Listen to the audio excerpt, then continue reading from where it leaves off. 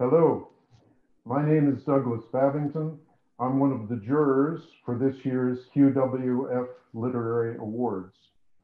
I sat on the jury for the Paragraphe Hugh MacLennan Prize for Fiction, and it gives me great pleasure to speak today with this year's winner of the award, Kaie Kellough, author of Dominoes at the Crossroads. I've really been looking forward to this, Kaie. It's always great to talk about writing, and especially about such accomplished writing. We don't have a lot of time. I'm sure I have more questions than we have time for. I've got them all right here in front of me, ready to go. But before we begin, let me invite you at any point to say whatever you might have said for a gala acceptance speech, which of course didn't occur this year.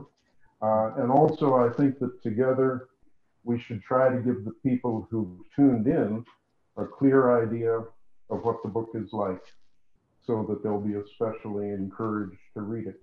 Okay? Okay. Okay, so let's get started. I can quickly start by saying thank you. Thanks, Doug, for reading as part of the jury and for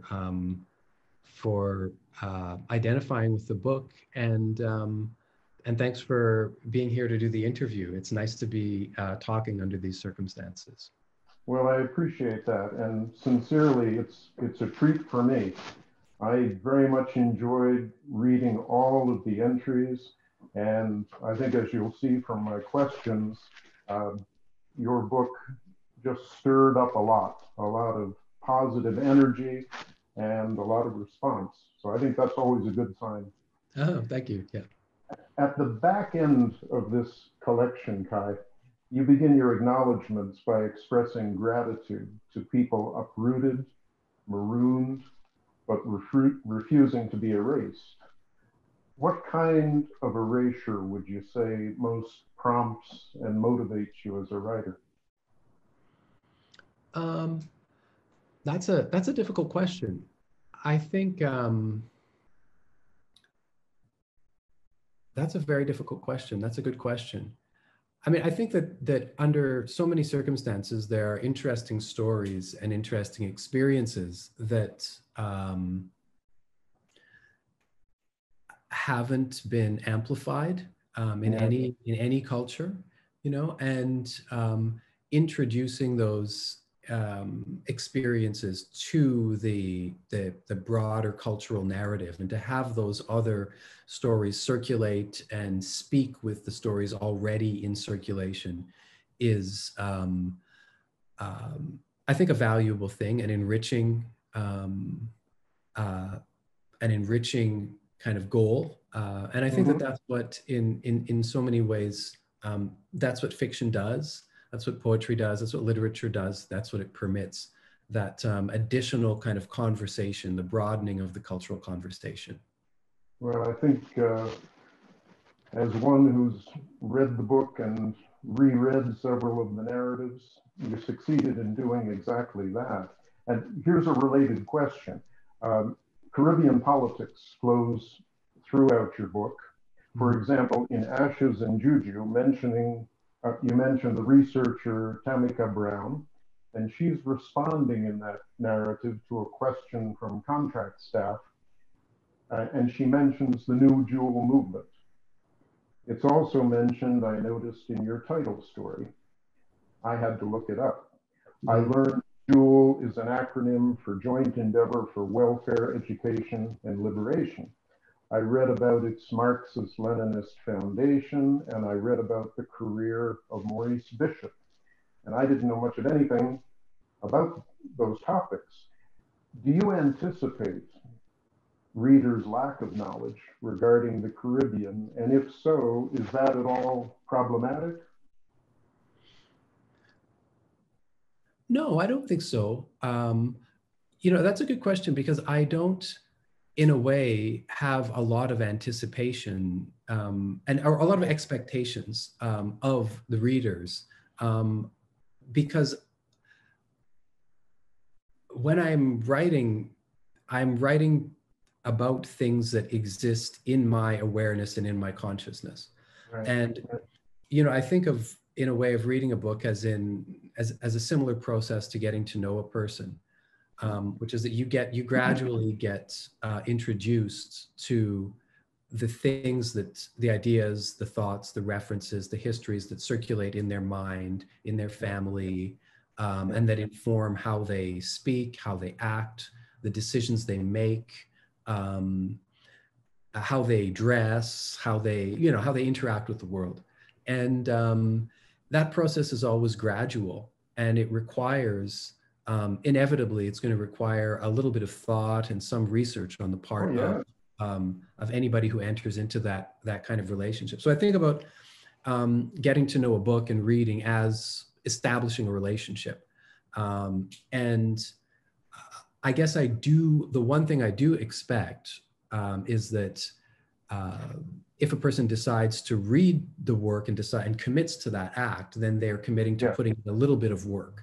So I will, yeah.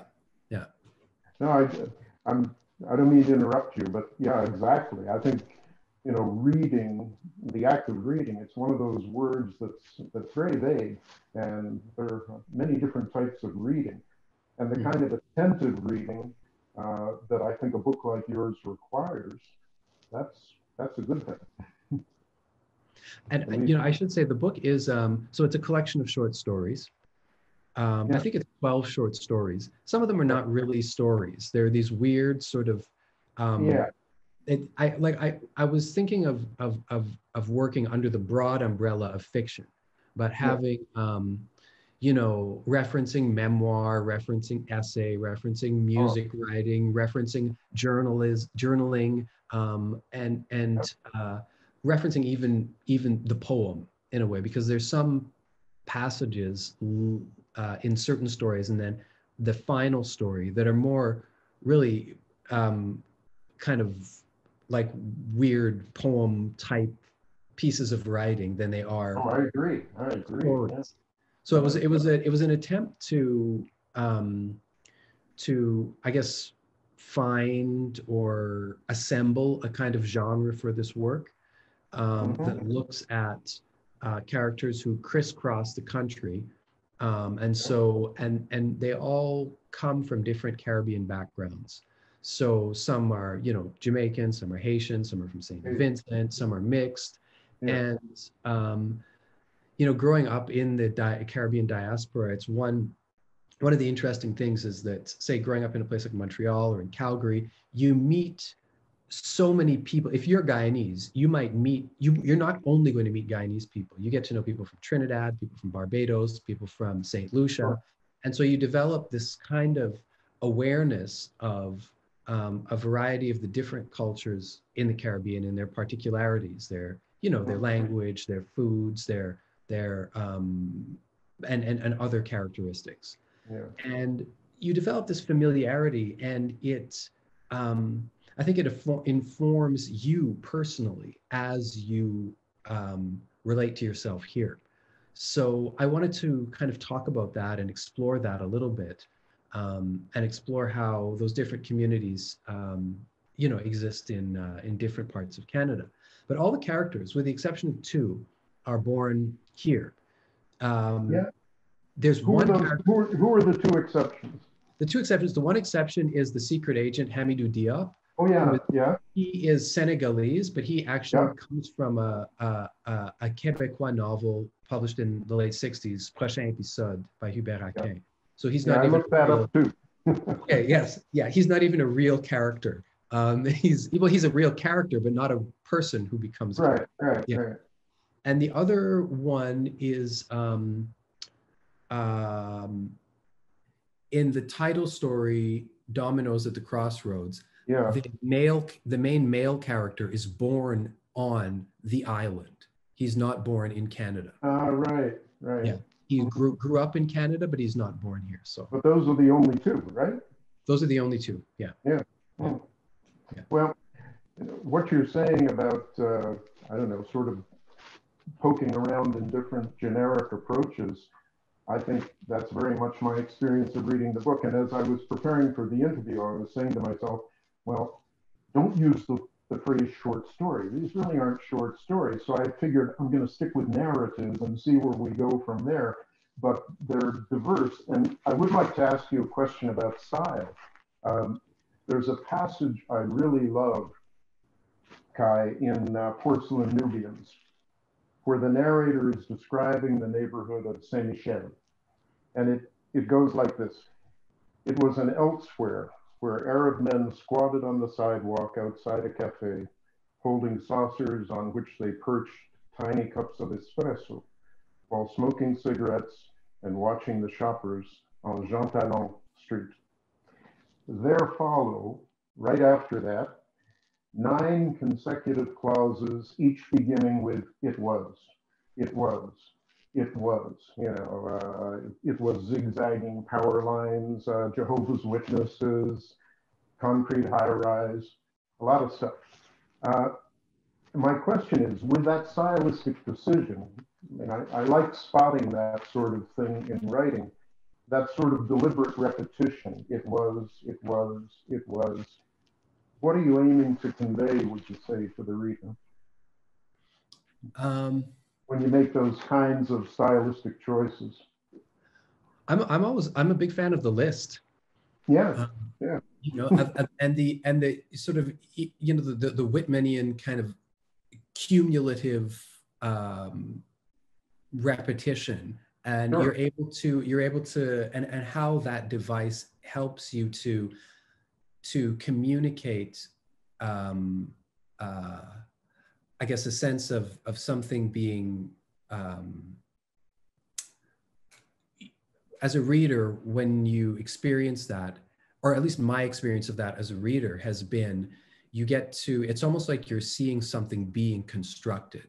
And you feel the investment in that construction and the urgency of that construction, and you feel the accumulation of things. And I think that's a particularly important characteristic when you're thinking about a city or a busy urban neighborhood, right? Yeah. There's this accumulation of things and presences and all kinds of entities, and to convey the busyness of that and the urgency of it, I think that sort of repetitive progress really helps. It can go a long way in doing that. Oh, I think it does. There's an urgency to that very passage that I'm referring to, a kind of crescendo that, and that's not the only place you accomplish that. It happens in other descriptions of Montreal, because the city does play a fairly big part in these stories, along with all the other geographical locations. But it's very nicely done. I want to ask you, I'm aware of the time here. I want to keep going and get in as many questions as I can. For me, this is just one reader's opinion. The most intoxicating narrative for me was Navet. From its very surreal opening paragraph until the narrator steps deliberately out of his taxi cab at the conclusion. And I don't know, it seemed to me to be a first-person prose poem. And I know, of course, that you write poetry. Do you think of Navet, or perhaps any of these other narratives, strictly as prose, or as kind of a mix of prose and poetry, or does that distinction even matter? You know, Navet was the first story that was written out of all of these. Yeah, and it was written not because I wanted to write a story, but because I was asked by, it was sort of a commission for a particular project. And so I decided that I was going to write a story for this project. They hadn't asked me to write a story, but they'd asked me for a piece of writing, and that was related to the city. And so I thought, well, what am I going to do? What am I going to do? And then I wound up writing this story. And the earlier versions, and the version that was published as part of that project is a lot more. This one has been kind of condensed and streamlined a bit, but that was the first story, and all of the themes that come up in in the other stories in the book are all embedded in Navet. I think they're there. Yeah. Yeah, yeah. There's the Caribbean history. There's the kind of tension between here and the sort of cultural tension and familial tension between living here and being related to there, Right. whether it's, you know, Guyana or Haiti or what have you. And then Hmm. there's the sense that the story gets informed by Caribbean history at different points, and um, now that is really a coming of age story as well. So a lot of the Okay, other so, stories yeah. are not. Yeah, this is it's a young Haitian boy who grows up Mhm. here, and he's kind of trying to find his way and trying to navigate the differences in the culture that he's grown up with in the home, and Yeah. the directions he wishes to pursue here. And Yeah.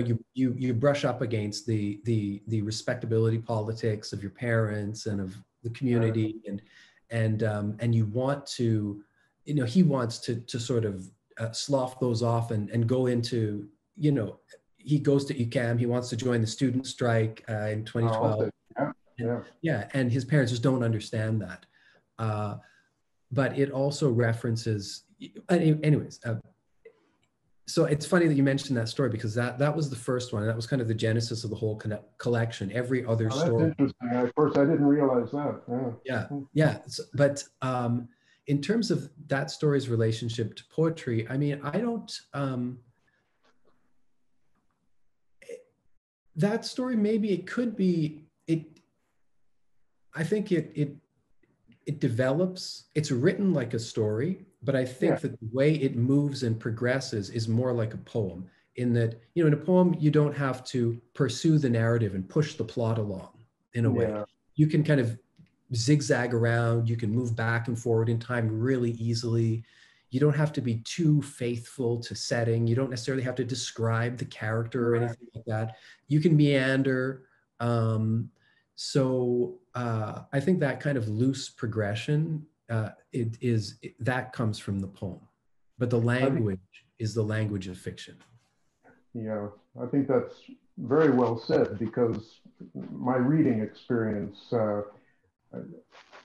I can sense that there's a line to follow through these narratives, and yet I tend to get not distracted, but just mesmerized for a moment by a very poetic passage, just enjoying the use of the language and the vividness and the conciseness, that sort of thing. Another example, before we run out of time here, uh, of what I'd call sort of these poetic descriptive vignettes is in We Free Kings. Uh, you you describe an October evening, leaves changing, and you have the narrator and Camillo at the corner of Saint Laurent and Prince Arthur. They're sharing a spliff and talking about the Haitian Revolution. And then they're at the bus stop, a quick transition. They're at the bus stop on Saint Denis. They share a very tender kiss. And I don't know. I was taken by that segment. Not that I forgot where I was in the narrative, but your writing has that effect where something just flashes, at least for me, and I dwell on it. Hmm. I think Well, it's a strength. well, thanks for giving it thanks for having the patience for it, because you know, uh, I'm not a kind of writer who is always devoted to plot, right? Yeah. No, I Um, don't think so. Yeah. no. It's I find that hard to pursue often, and to consistently focus on. And one of the things that winds up happening is that there are these moments where uh, the mood takes over, right? Right. And so that the plot Yeah. has to kind of come to a halt, and then it's mood that There you go. That's nicely put. Yeah, I think there were moments when the plot sort of had to come to a halt for a very good reason. yeah. Anyway, I'm glancing to the side here, very much aware of the time. So I'd like to keep going, but I don't think we should. And I want to thank you again. for this wonderful conversation. I hope you and I will have more of them in the future. Absolutely. Thank you too. Even if we're not on a Zoom camera. And also, I'd like to remind people who are tuning in that Kaie's book, Dominoes at the Crossroads, is of course available for sale. And as a sponsor of this year's prizes, Montreal's Paragraphe bookstore has a special section on their website that's dedicated to the QWF Literary Awards, and you can find all of the titles available at a discount. So please visit www.paragraphebooks.com to place your order. And to find out more about the other winners of this year's QWF competition, just go to qwf.org. Thanks again, Kaie. Thank you. And thanks to everyone for tuning in.